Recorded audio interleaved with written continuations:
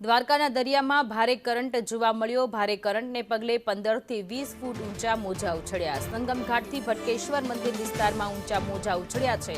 સહેલાણીઓને દરિયા કિનારે ન જવા માટેની પણ અપીલ કરવામાં આવી રહી છે।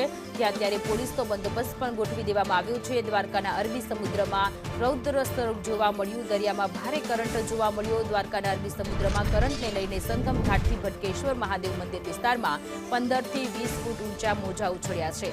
દ્વારકાના દરિયા કિનારે મોજા ઉછળતા હોય સહેલાણીઓ ઉછળતા મોજાનો આનંદ માણી પોતાની તસવીરો કેમેરામાં કેદ કરી રહી છે। પરંતુ પોલીસ દ્વારા સહેલાણીઓને દરિયા કિનારે ન જવા માટેની પણ અપીલ કરવામાં આવી રહી છે। વાત કરવી છે દ્વારકાના દરિયાની તો હું ખાસ કરીને યાત્રાધામ દ્વારકા અને જે અરબી સમુદ્ર મારી પાછળના દ્રશ્યો આપ જોઈ શકો છો કે અરબી સમુદ્ર છે તે આજે ગાંડો તૂર થયો છે। જે દરિયો છે તેમણે રૌદ્ર સ્વરૂપ ધારણ કર્યું હોય ક્યાંક ને ભારે પવન સાથે દરિયાની અંદર જે છે તે મોજા ઉછળી રહ્યા છે। આપ જોઈ શકો છો કે જ્યાં ભડકેશ્વર વિસ્તાર છે દ્વારકામાં આવેલો અને ભડકેશ્વર વિસ્તારની અંદર જે દરિયા કિનારો છે ત્યાં ઊંચા મોજા ઉછળી રહ્યા છે।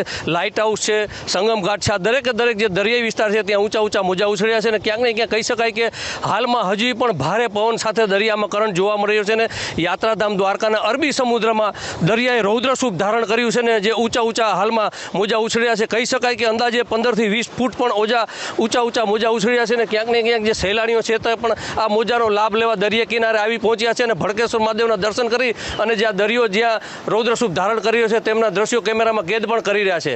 અનિલાલ સંદેશ ન્યૂઝ।